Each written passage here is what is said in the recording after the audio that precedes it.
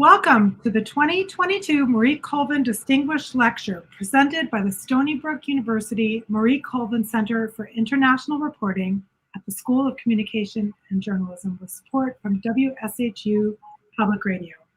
I'm Laura Linenfeld, Dean of the school and Executive Director of the Alan Alda Center for Communicating Science. It's my pleasure to welcome each and every one of you to today's lecture.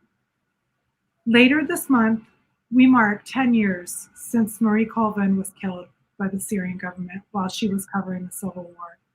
A fearless international correspondent, Marie faced extreme physical hardship to cover crises around the world.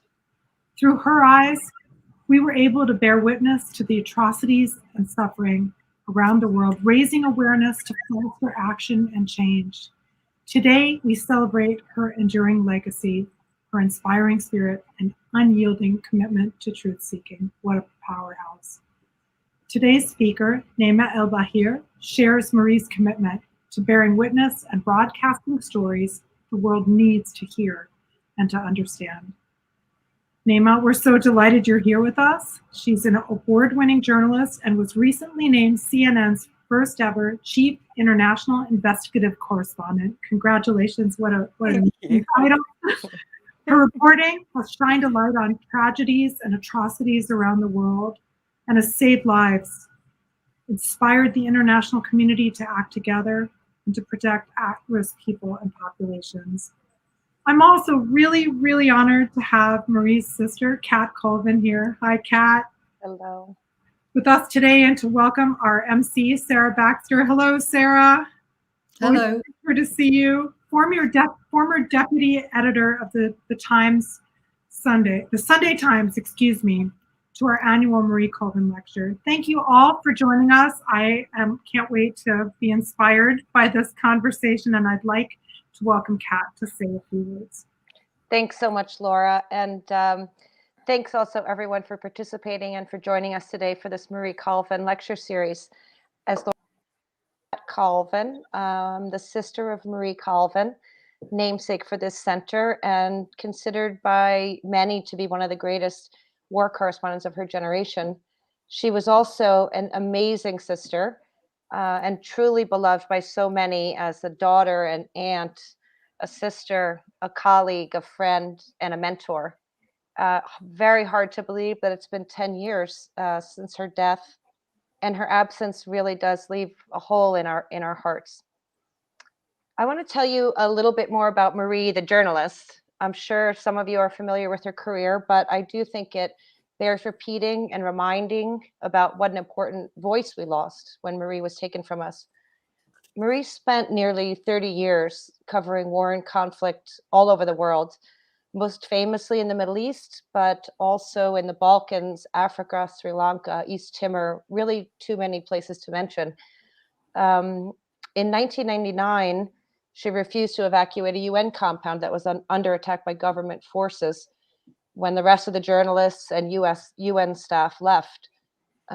She stayed behind and kept reporting because there were 1,500 civilians trapped there, and she really felt that without her presence, they would have no way to get to safety. She knew that if she left, they would have been slaughtered. They were surrounded. Marie called me several times from the compound. Unlike a lot of places she reported from, there were lots of phones available. But she was really calling to say goodbye. And she knew very well that she was risking her life by staying, but judged it a risk worth taking, as she did so many times in her career.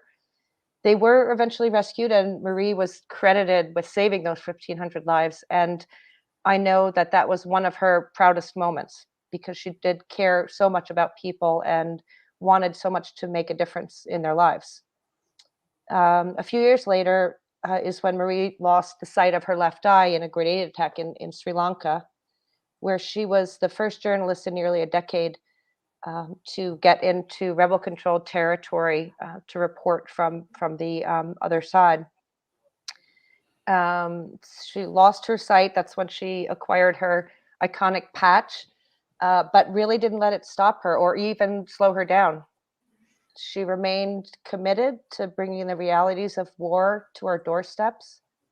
And she always maintained this unwavering belief that it would make a difference. I just want to read a short quote of Marie's from 2001. She said, "There's no way to cover war properly without risk. Covering a war means going into places torn by chaos, destruction, death, and pain, and trying to bear witness to that. Going to these places, finding out what's happening, is the only way to get to the truth. Despite all the videos you see on television, what's on the ground has remained remarkably the same for the past 100 years. Craters, burned houses, women weeping for sons and daughters, suffering. In my profession, there's no chance of unemployment. The real difficulty is having enough faith in humanity to believe that someone will care." Actually, still chokes me up when I read that. It was that faith in humanity and her empathy for the victims of war that led Marie to home Syria, a city under siege where she was targeted and killed by the Assad regime. Very hard to believe, as I mentioned, that was 10 years ago. I think if Marie were alive today, she would be horrified to know that this slaughter masquerading as a war in Syria has marched on for a full decade, leaving a once beautiful country obliterated and millions of people displaced. But she might be almost as horrified to know that there are very few correspondents who can even venture in. So it's hard for us to know what's really happening. And I don't think those two facts are unrelated.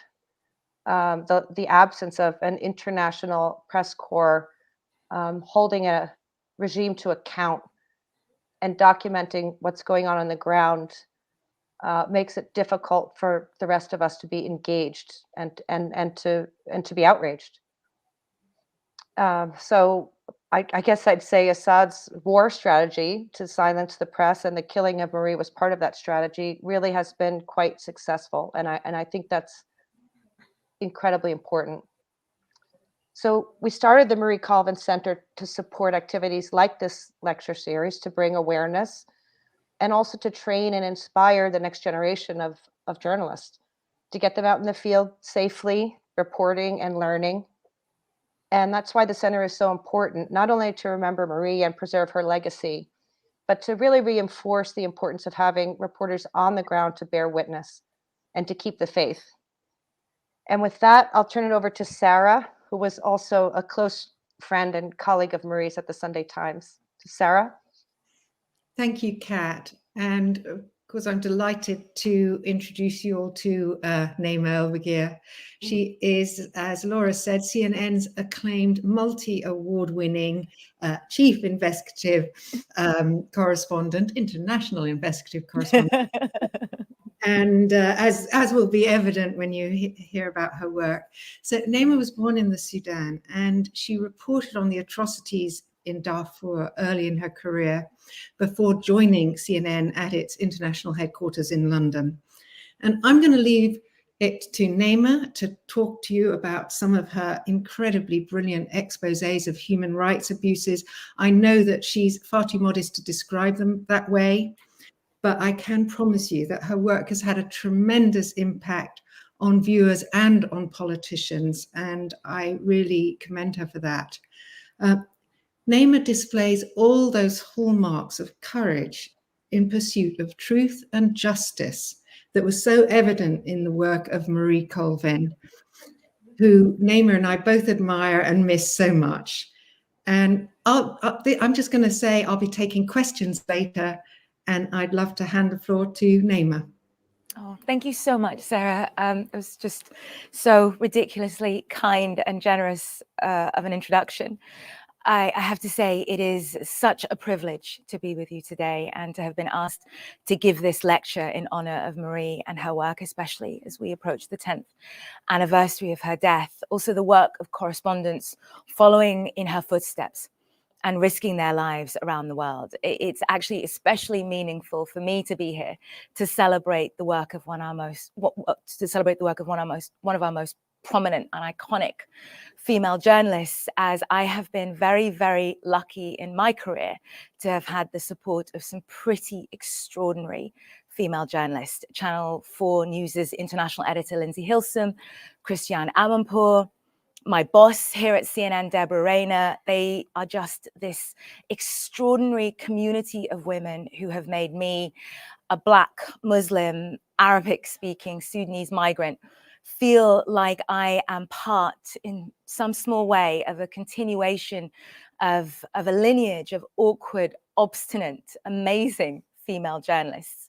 They, my parents, who are themselves journalists, my wonderful team between them, although I'm not entirely sure either of those parties would want to take full credit, have helped crystallize for me some of my most important journalism lessons learned, 5 of which I thought I would share with you today. It was actually Lindsay who introduced me to Marie years ago at the Foreign Press Association Awards in London. I think I just left my job at Channel 4 News at the time and was frankly jobless and contemplating my immediate broke future as a freelance journalist. And we ended up winning that night for our Somalia coverage. And Marie came up to Lindsay, and I still remember it so clearly because I was so awestruck. She was wearing this amazing sequin-covered peach evening dress with a matching sequin-covered peach eye patch. And it was exactly as amazing as you are probably currently imagining it to be. And I remember Lindsay kindly introducing me to Marie, and in that very Lindsay Hilson way, for those who know her or have seen her work, saying that our piece was rather good, which from Lindsay is pretty much the highest honor. And Marie turning around and saying to me, what do you think about it? And at that point, in my 20s, let alone in such it hadn't fully dawned on me that actually I could and should be the final arbiter of whether we achieved what we should have. And in a way, the pomp and awards for the piece and what other people thought about it, because they seemed to think it was quite good, had obscured really the most important question you can ask yourself as a journalist. Was I satisfied? Did I believe that we'd done what we needed to do for the people who had entrusted us with their pain and their stories? And that lesson from Marie really stuck with me. And so it is lesson number 1 in my lessons learned. What do I think? Could we have done more? Because of course, no piece is ever perfect, and everything that you like to do is not always possible. But I guess I distinctly remember the first piece of ours where I felt I could say that we didn't compromise in terms of what we were setting out to achieve, that we were able to do almost everything that we could have and should have done, because what we were reporting could not be an issue for debate or fake news conversations. And that was our piece on slave auctions of African migrants in Libya. So I wanted to play some of it for you today. Of these rescued men, so many here say they were held against their will. It doesn't take us long to find victory. Just take us home. No food, no drinking water. Just take us home. Want to go? No food, no water, nothing. Victory was a slave. We know that some people are being sold. Yes. Some people are being sold. Is this Yes. something you've heard about? Can you tell us about Sure. that? Tell us. I was sold. What happened? On my way coming, I was sold. Merciless beating. If you look at most of the people here, if you check their body, you see the mark, they're beating. With electric, even your boot, or they took something like a sharp object. Understand? Most of them lost their life there. We're now in Tripoli, and we're starting to get a little bit more of a sense of how this all works. Our contacts are telling us that there are 1 to 2 of these auctions every month, and that there is one happening in the next few hours. So we're going to head out of town and see if we can get some sort of access to it. For the safety of our contacts, we have agreed not to divulge the location of this auction, but the town we're driving to isn't the only one. Night falls. We travel through nondescript suburban neighborhoods, pretending to look for a missing person. Eventually, we stop outside a house like any other. adjust our secret cameras, and wait. Finally, it's time to move. We're ushered into one of two auctions happening on this same night. Crouched at the back of the yard, a floodlight obscuring much of the scene. One by one, men are brought out as the bidding begins. 400, 500, 550, 600, 650, 700. We walked in, and as soon as we walked in, the men started covering their faces, but they clearly wanted to finish what they were doing, and they kept bringing out what they kept referring to in Arabic as al-budaa, the merchandise. All in all, they admitted to us that there were 12 Nigerians that were sold in front of us. And I honestly don't know what to say. That was probably one of the most unbelievable things I've ever seen. That piece is one that I don't actually rewatch very often. Not, I hope, in a precious way, but more because whenever I do rewatch it, I feel so much of the emotion that we felt at the time from the people we spoke to, the horror, the anxiety, the fear. In hindsight, it seems almost improbable that we were able to go undercover at a real-life auction of enslaved men. But in the 4 or so years since it was released, I look back at that piece, and I've actually discussed this with our producer, Raja Razik, and photojournalist, Alex Platt, and I know none of us would change a thing about what we were able to get. What we would change is how the world responded to that piece. The uproar and hand-wringing by global leaders that wasn't sustained that much beyond UN resolutions. But of course, unfortunately, that's not in our gift. What enabled us to do what we did in the Libya piece is that outside of Tripoli, Raja and I, Raja is Palestinian American, were able to leverage our backgrounds, our cultural understanding, that, for instance, cars full of women and children are often not searched in the more conservative parts of Libya. We also leveraged and benefited from the expectation, frankly, that most Western media teams are entirely white. And that brings me to my second lesson, which is a tough one. Know who you are. And that's difficult enough to answer at the best of times, but it is in understanding the experience and perspective that you bring to the table, how that experience is overlooked or distorted, and how it shapes you. That's what allows you really to understand where you and your journalism can be of best use. And for me, as a migrant, or I guess more accurately, someone who grew up bouncing around all over the place, I think I've always brought that perspective of the pain it requires to leave your home, how bad it needs to be to pack up and leave everything you know, whether that's because of war or need, or to paraphrase the poet Warsan Shiri, because home is the mouth of a shark. But there is a cultural callousness, I think, in the ways that our societies view migrants, almost as if the dangers and demands of the journey to safety, to Europe, to America, that they are the price of entry.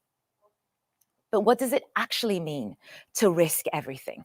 This next piece was our follow-up to the Libya piece, highlighting the risks that women who looked like me were taking for a better life.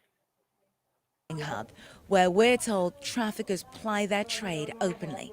We're hoping this man will agree to traffic us to Europe. Aveke, as he calls himself, is a broker. Known locally as Pushermen, he is one of an army of traffickers working with smugglers on the Nigeria end of the migrant route to Europe. He tells our producer he can do it for 500,000 naira. That's just under $1,400 each. The money is due on arrival in Libya.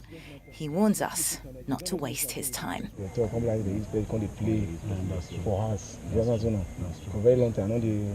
We're told to go back to the hotel.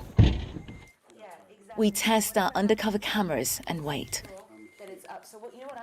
Finally, we're told to move to the location, Auchi, in the north of Edo State.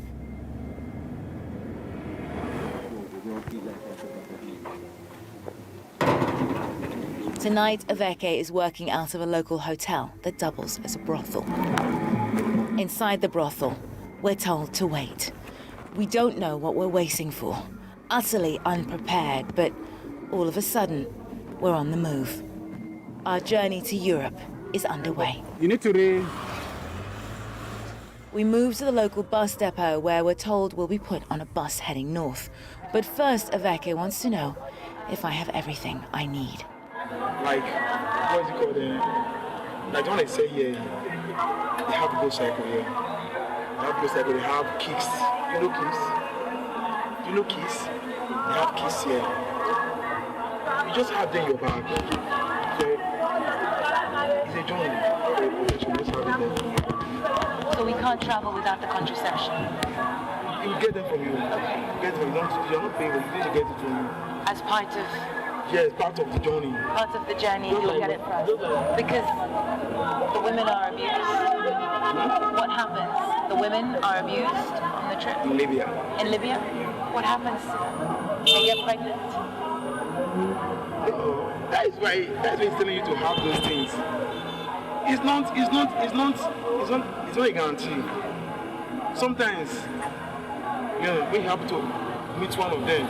Like see somebody and say, I would like to assist you.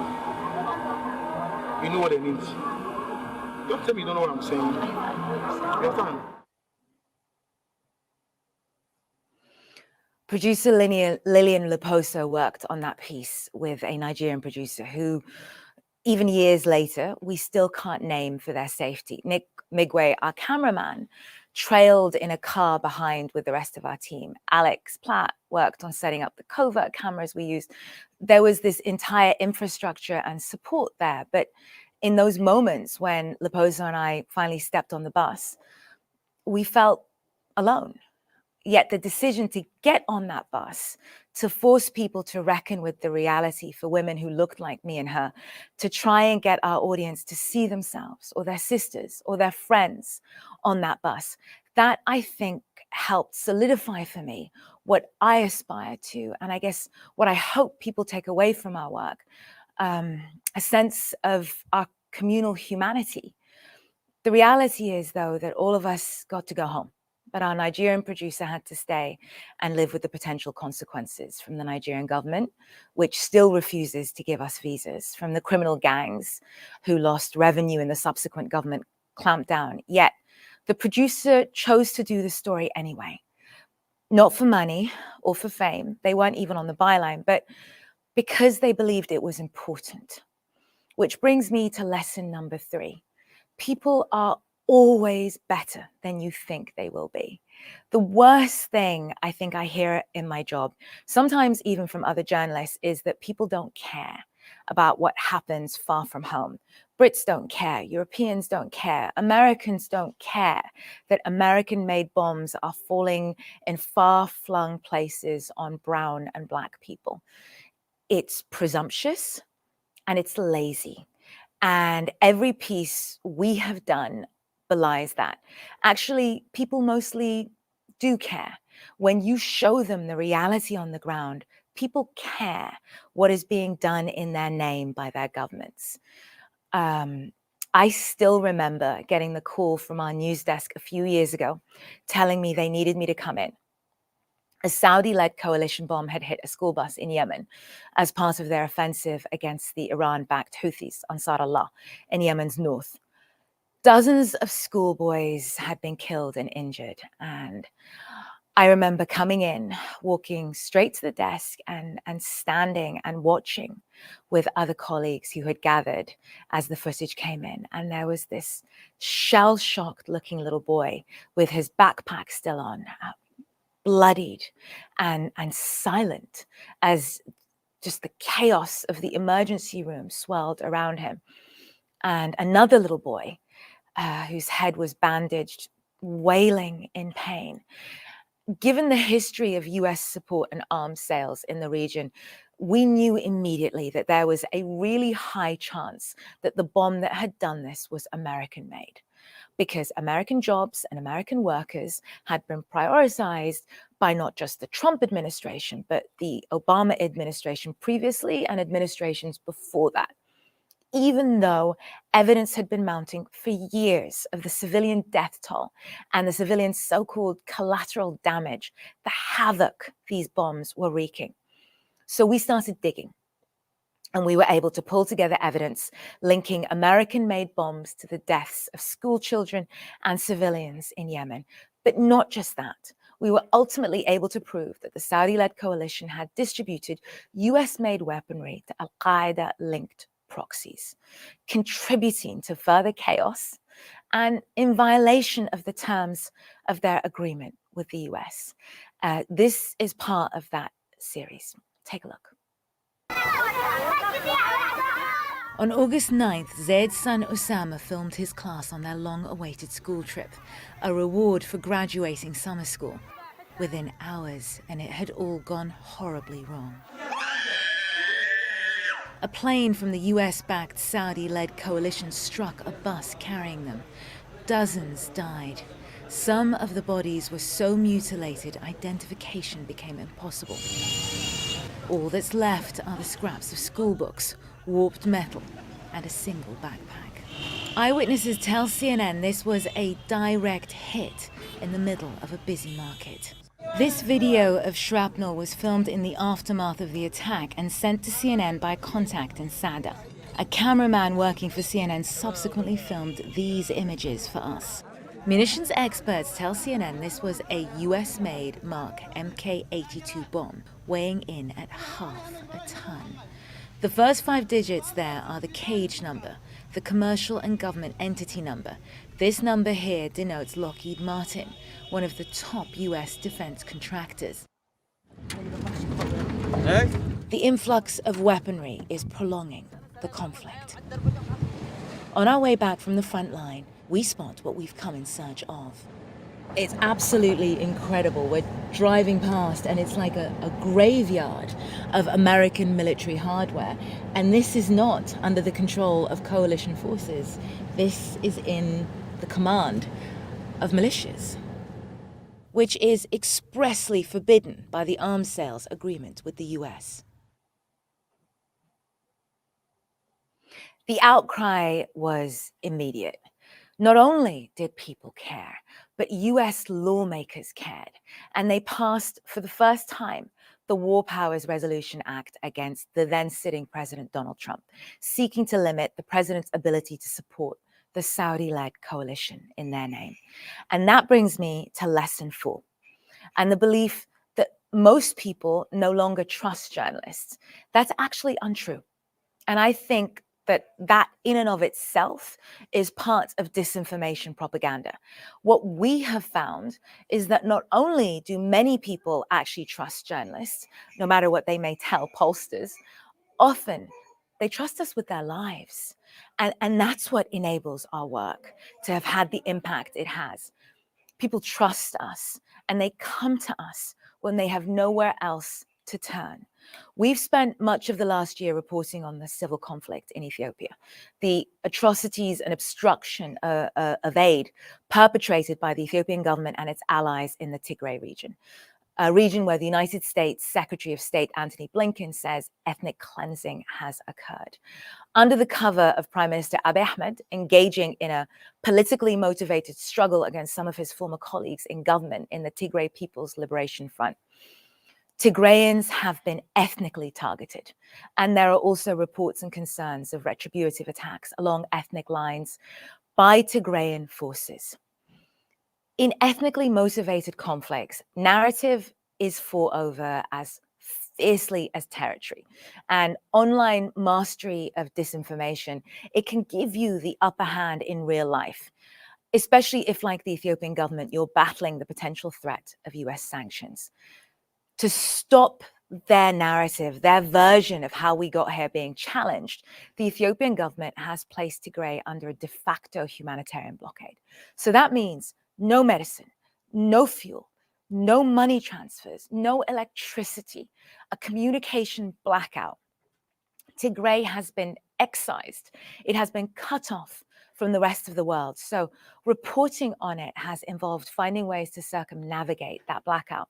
We traveled to the Sudanese border with Ethiopia, where we went to report on corpses floating downriver from Western Tigray. And we were able to piece together some of what is happening on the other side. This is what we found.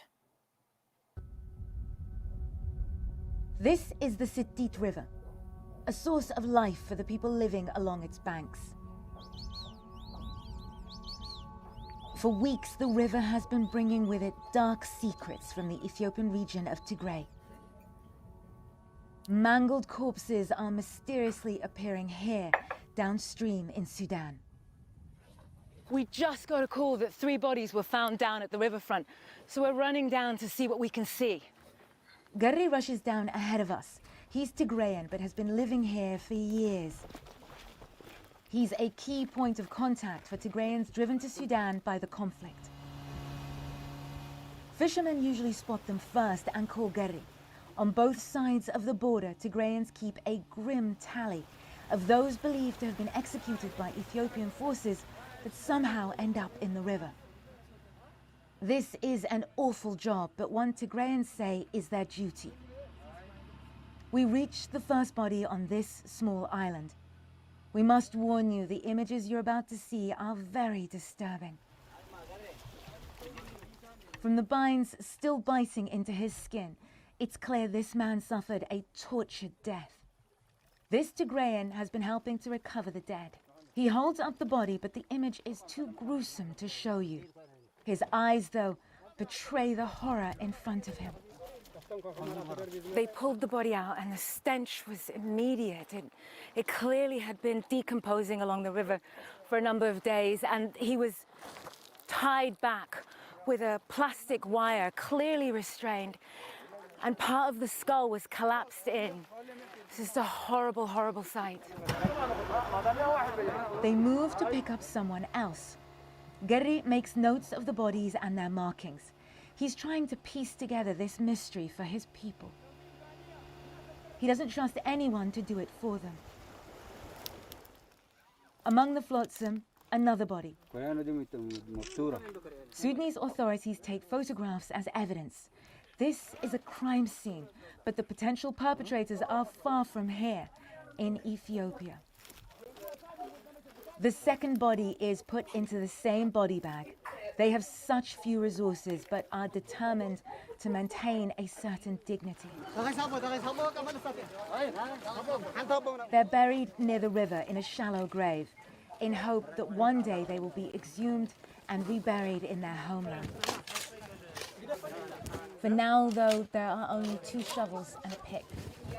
Others join in, pushing the earth with their bare hands.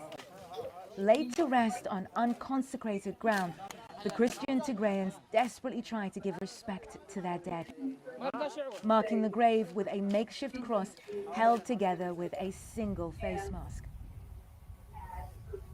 A new dawn rises. Witnesses and local authorities tell us it brings with it 11 new bodies. For months now, we have been investigating atrocities committed by Ethiopian and allied forces in Tigray.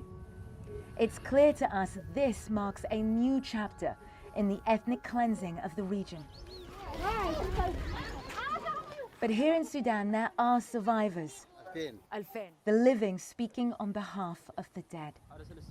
Escapees, eyewitnesses from the Ethiopian border town of Humera, described to us a renewed campaign of mass incarcerations and executions.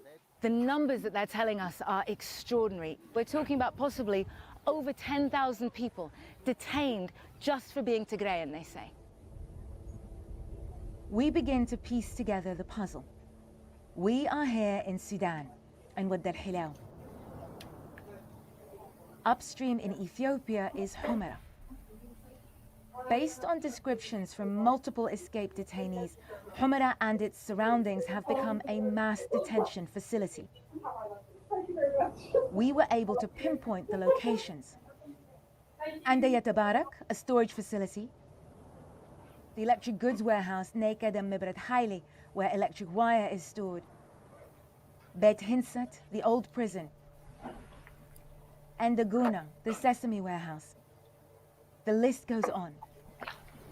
Via eyewitness testimony and satellite imagery, we verified the existence of at least 7 mass detention facilities in Humera, where torture is rampant, and 2 outside town, including a military camp and the Hawaja. These are pictures of Tigrayan victims, husbands, fathers, sons. Many show victims restrained using the same small gauge yellow electrical wire identified by eyewitnesses as having been stored in the electric goods warehouse in Humera. CNN spoke to multiple eyewitnesses and international and local forensic experts. Most of the victims were tortured, executed, piled on top of each other, most likely in a facility or a mass grave before ending up in the river. After examining the bodies, experts were able to pinpoint one of the techniques used. Victims had their arms tied back at the elbows in an excruciatingly painful torture position. In the last few weeks, Tigrayans say the bodies of over 60 victims have floated into Sudan from Ethiopia. Evidence of a methodical campaign, one which bears all the hallmarks of genocide as defined by international law. Up in this remote corner of Sudan, this is evidence the world wasn't meant to see. Garry takes us to see the first person he laid to rest. The water will eventually reclaim the body, but this was the best Garry could do. Already beginning to fall apart, the body couldn't be moved, an image which still haunts him.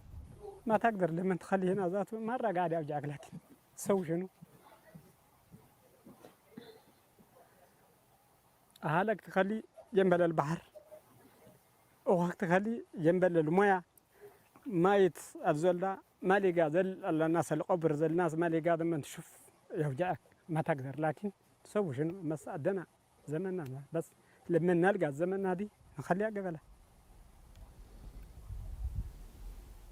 Garry stays vigilant, looking out towards his homeland. As long as this conflict continues, the threat of more executions, more bodies floating downstream, is ever present. Nima Elbagir, CNN, Wad al-Hilaw, Eastern Sudan. And that piece brings me to lesson 5, especially working in those kind of difficult environments. It's really important to trust each other.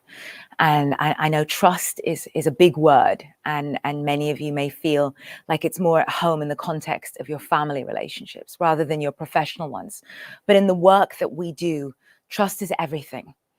Trust in yourself and your instincts, trusting that it's okay to put your hand up and course correct when you get it wrong, but also trust in the people around you. I could not do this job without the people I trust. With the risks that we take, sometimes trust can mean different things. Sometimes it means giving people the space to make the decisions they need to make for their own consciences. I am lucky and privileged to work with people I trust. My boss, Deborah Rayner, producer Barbara Vanatides, photojournalist Alex Platt, our investigative researchers, Gianluca Mezzafiore and Katie Polglaze, our video editor, Mark Barron, the extraordinarily brave producers we work with around the world. When you trust each other, you can take risks physically, but also editorially, with the understanding that it's worth it as long as they are in service of the story. And that allows you to push yourself in ways that you will have found hard to imagine. This is a little compilation of some of the stories that we were able to work together on because of that trust.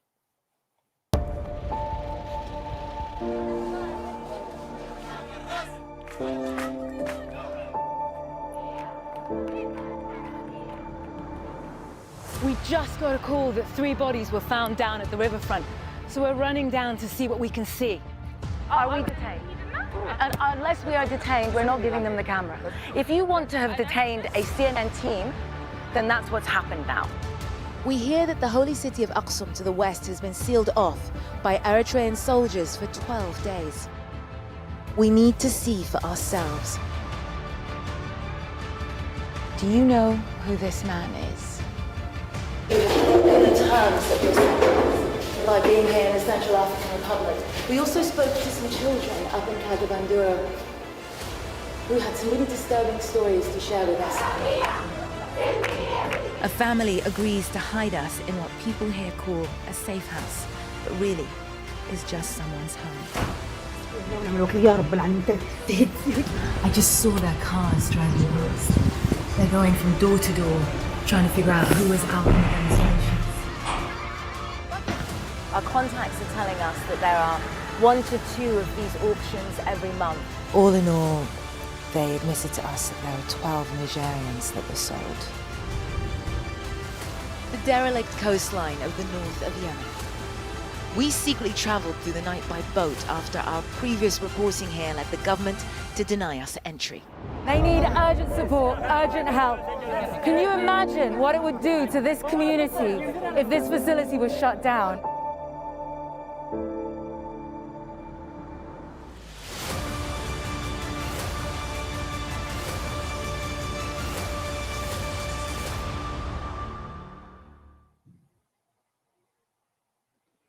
Lastly, and this isn't necessarily a lesson, but it's probably more a statement of fact. What we do is a privilege. We get to meet some of the most amazing people and travel to places many people never get to. So it's also important to find a way to enjoy it. Thank you so much for your time, and thank you to the Marie Colvin Center for asking me here today to share some of our work. Thank you so much. Nima, thank you so much. That was so powerful and moving, and I'm certainly going to take away a lot of the lessons that you don't need them. And now, before we dive straight in, I just want to invite the audience to send their questions in over Facebook and also on YouTube. And so I'll be asking and throwing in some of my own as well. Nima, I want to start with something that you alluded to. I mean, you spoke of some of the fear and anxiety that comes back to you when watching some of those reports, particularly that one about the slave market in Libya. But, reporting of the kind that you do does take a toll. And I think that Marie Colvin found that as well. And yet, she remained absolutely committed to going out there again and again. How do you cope with that return to London, to family life, and then go on to do what you do? I think a 5-year-old is very helpful.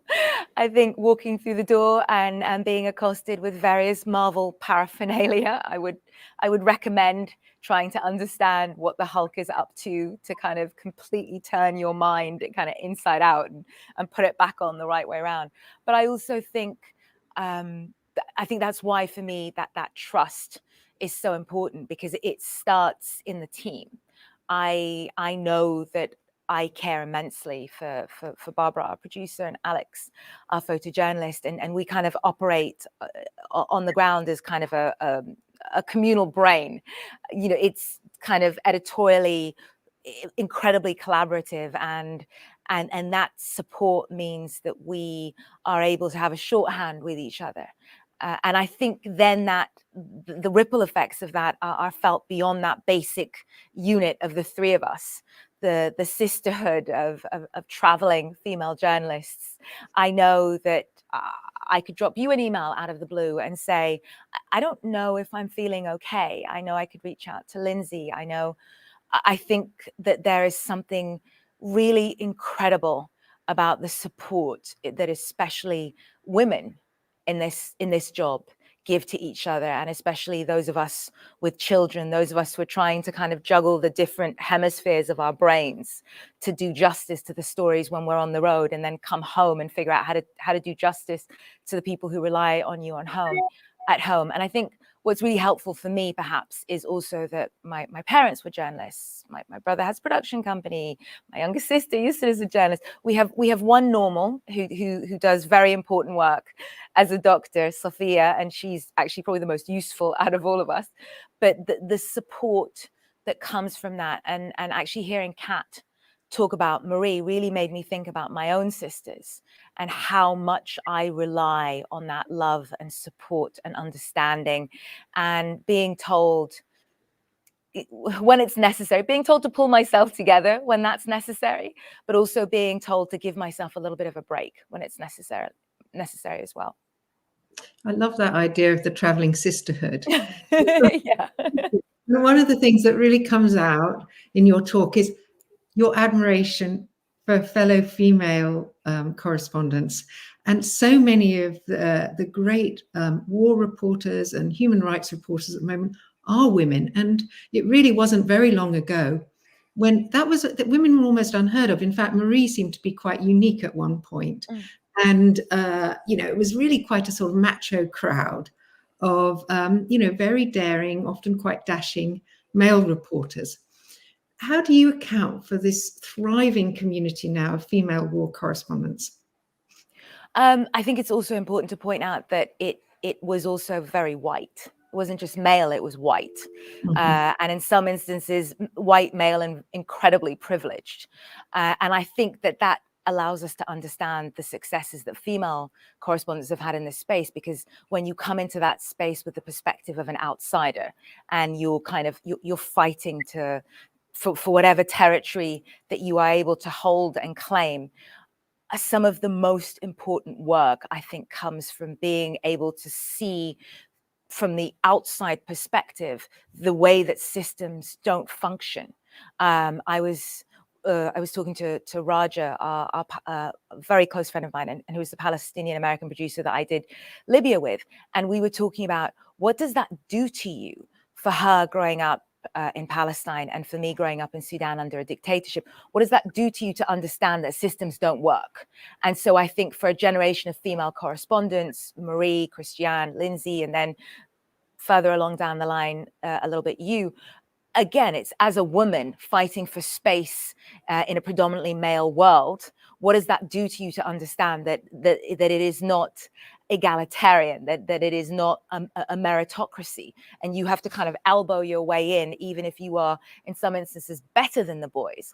And I think that's one of the most valuable things that women and other disenfranchised and marginalized groups bring to our reporting, that we understand that the system doesn't work far too often, and that systems have to be held to account, because we have felt the impact of systems that don't function in the ways that they have limited us as we've sought to pursue our work.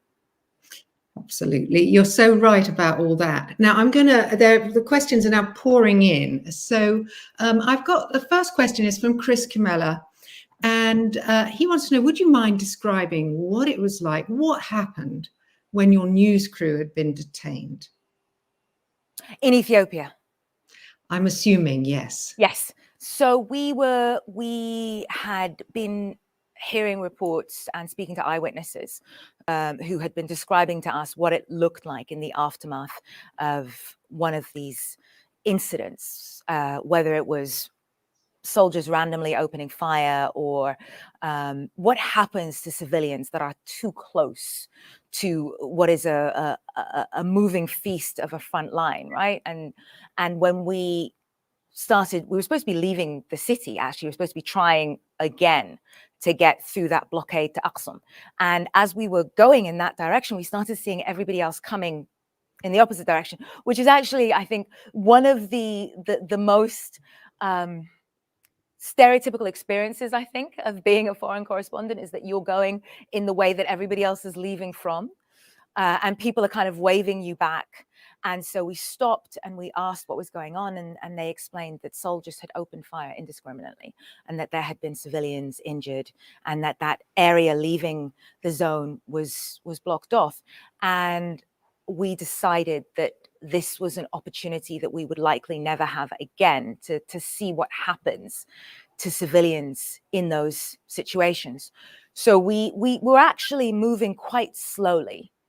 We got through the first checkpoint, showed our papers, explained who we were, and kept moving towards the locus of the incident.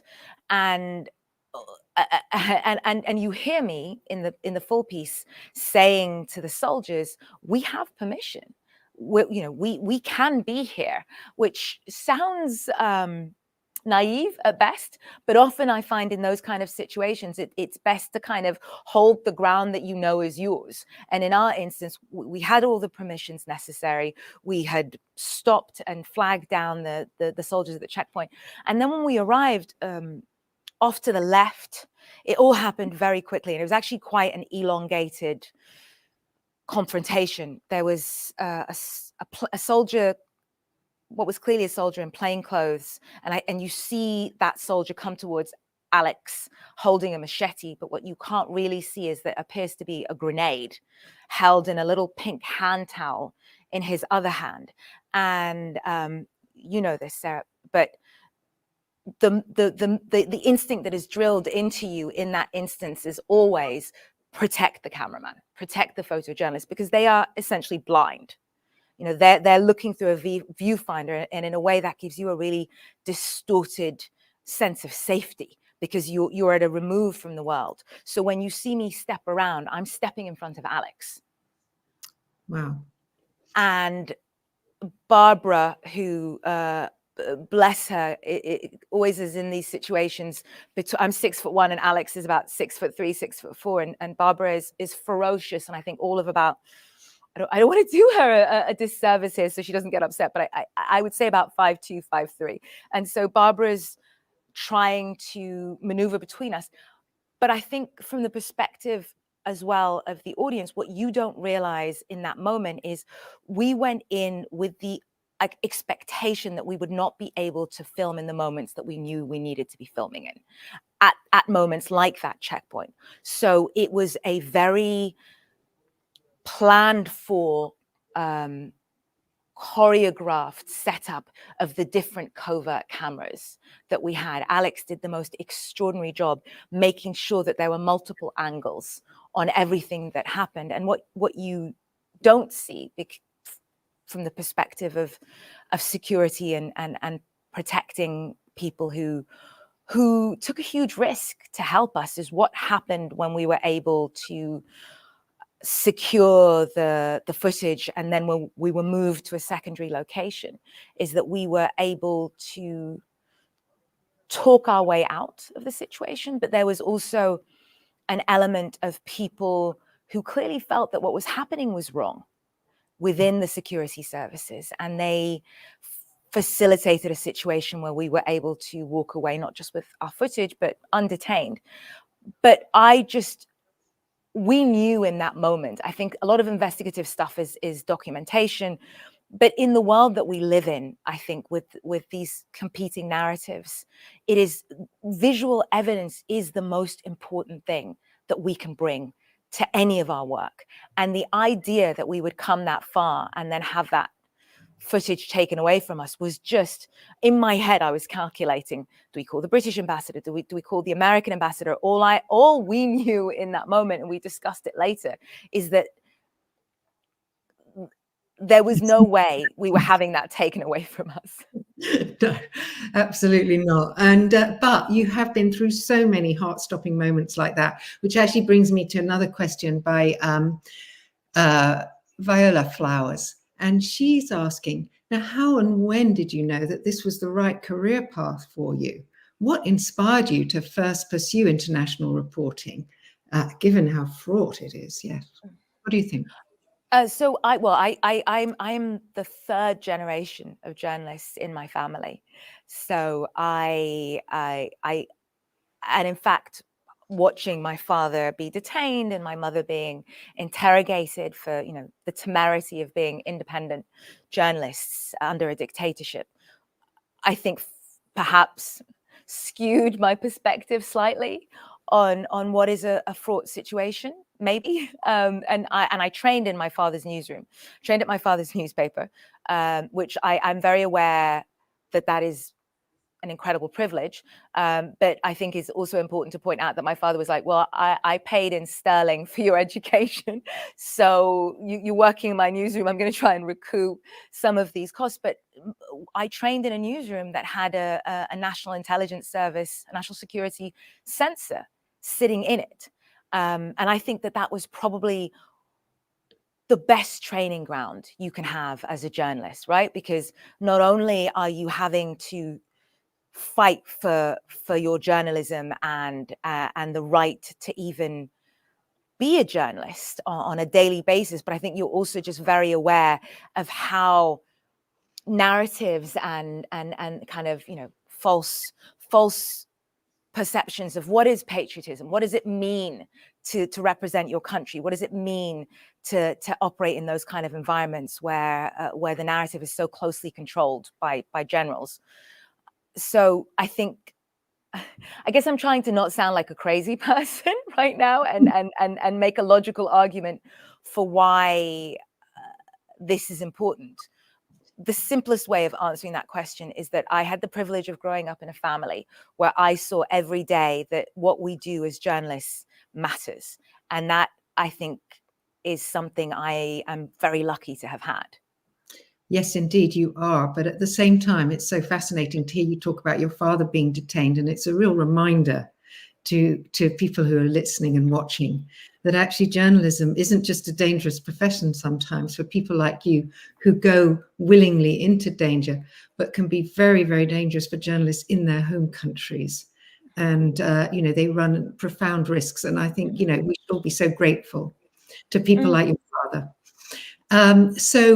Well, that brings me on to another question, actually from a member of the faculty here at Stony Brook, George Jokas. And he tells his students that no matter how much they read or see as students, they'll never know how they'll react to covering an emotional story until they are actually there. And I think he's also drawn attention to how, you know, your emotional reaction to witnessing a slave auction, you know, in the 21st century was really visible on your face.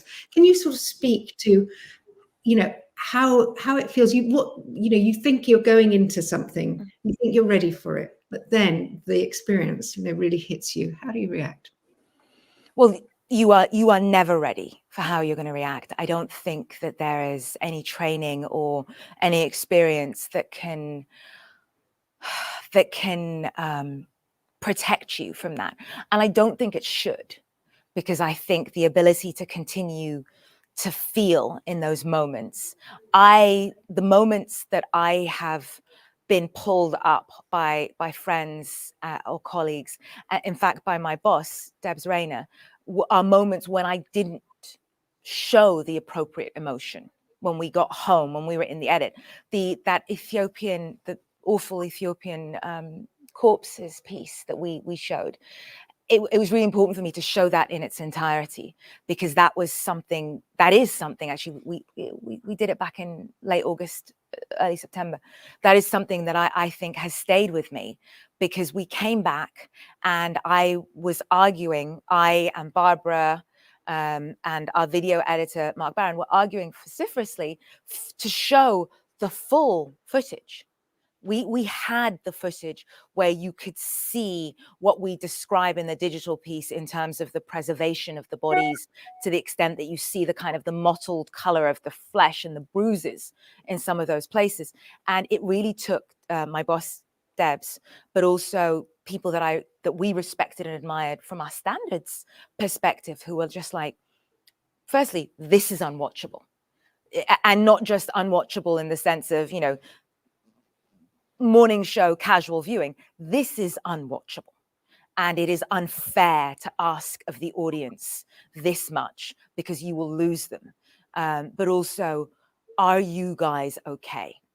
Because if you can't see how unwatchable and awful this is, because we were like, this is a contested narrative, and there is nothing more important than making people reckon with all of our evidence. And I think having people that you trust who can say to you, you maybe need to take a step back, because you gain nothing from forcing the audience to try and engage with something that they can't absorb. And I think as a woman, as a woman of color, there is so much caught up in being titanium, in not playing into the stereotypes of angry Black woman or emotional woman, and this is why women shouldn't be allowed to do this job. And you have to put that all to one side, because, and this was Lindsay Hilsum's fantastic advice years ago to me at Channel 4 News. You are an avatar for the audience. In these really difficult moments, the audience looks to you on screen for their cues. And I know that sometimes from the perspective of very old school, buttoned up journalism, that there is a perception that actually, no, that's not our job. Our job is to be Stony. But sometimes in really difficult moments, like the slave auction, it was interesting because Raja filmed that piece to camera off the back of the slave auction on her phone. And because she's one of my closest friends, I was able to be emotionally honest in a way that I didn't think I ever wanted to be on camera. And the number of people that came up to me afterwards who said it was so overwhelming watching that auction, not really understanding fully how awful it was, and then seeing that you yourself were struggling to fully comprehend what had happened. It almost kind of gave me permission to understand, well, this may just be something that I can't fully comprehend. This may just be too awful for me to fully take on. And it really, that was 4.5, 5 years ago. And I think it really gave me a great lesson in audience service, that is the most important part of our job. That's fascinating. Now, you mentioned Lindsay Hilsum. In fact, you've mentioned her a few times, and I should say that Lindsay has written an absolutely incredibly fascinating biography of Marie Colvin, who was a great friend of hers. But it's also a very honest and very thorough biography, and just really, I want to recommend it. But that also gives me the opportunity to ask you, who are your role models? I think Lindsay was one. What Jonathan Sanders saying? What about Martha Gellhorn? Who are the greats that have helped you to come to where you are today? So I was, again, very lucky that my first and foremost role models were the women around me in Sudan. So my mum, watching how she carried herself and the armor that she was able to assemble around herself, being interrogated as a woman whose husband was in exile in a really conservative and difficult climate. And I think when my dad was forced into exile, when the democratic government in the 80s was, 89 was overthrown, seeing the way that my mother handled that. So I was 11. Amal Abbas, who was the first female editor-in-chief of a Sudanese newspaper, seeing these women navigate constricting cultural contexts and still be able to do their work and be utterly fearless. I mean, my mother got, and I will never forget this, got the police patrol van removed from in front of our house one day because she walked out with her prayer beads in her hands, like, just looking like the Lord had sent her to wreak vengeance. To just say to these, to say to the police officers, this is unacceptable. You can, I am a respectable woman. You cannot place that pickup truck at the front of my house. You can put it at the end of the road. And you know what? They bloody moved that pickup truck. And I think having those role models to embody feminine rage, righteous female anger was a great example for me. And then as I got older, seeing Christiane, seeing somebody with a funny last name on CNN, on the biggest platform in the world, was really inspiring to know, okay, all right, that means that is a possibility for me. Because that role model exists. Lindsay was just amazing. Lindsay went out of her way, and she does this so much to women and young men. I mean, to be fair, you have to be able to have a level of thick skin, but I don't think you can be a journalist without a level of thick skin. Debs Rayner, who was my boss, I was too much of a minion for her to be my boss. She was the very storied foreign affairs editor at Channel 4 News before she came here to CNN. And the people I work with, actually, often, sometimes it is people like our extraordinary Tigrayan producer, who you see a little bit in that footage standing next to me, who was incredibly fearless. sometimes it's Barbara pushing her luck at a checkpoint. I just think I was thinking about this as we were writing this, that I think I've been really lucky in my career. And I think if I were to kind of sum it up, it would be that I have been very lucky to have had some extraordinary women and a few good men, more than a few good men, but generally some extraordinary women in my life. Well, Amazing. you both are extraordinary women, and I can't tell you how grateful I am for your stories, and Sarah for moderating. This has been a fantastic event. I feel like we could keep talking all night, but I know it's later where you are. Thank you so much for joining us. Thank you to everyone who's viewing for your questions. I'm sorry we didn't get to all of them. Nima, maybe you'll come back and visit us. Maybe we'll do it in person, but no, thank you so much. This has been genuinely such a privilege and so lovely to chat to Sarah, even just virtually. So thank you so much again. Thank you both, and thank you, Kat. I know you're off screen somewhere, but here's to Marie. To Marie. Indeed. To Marie.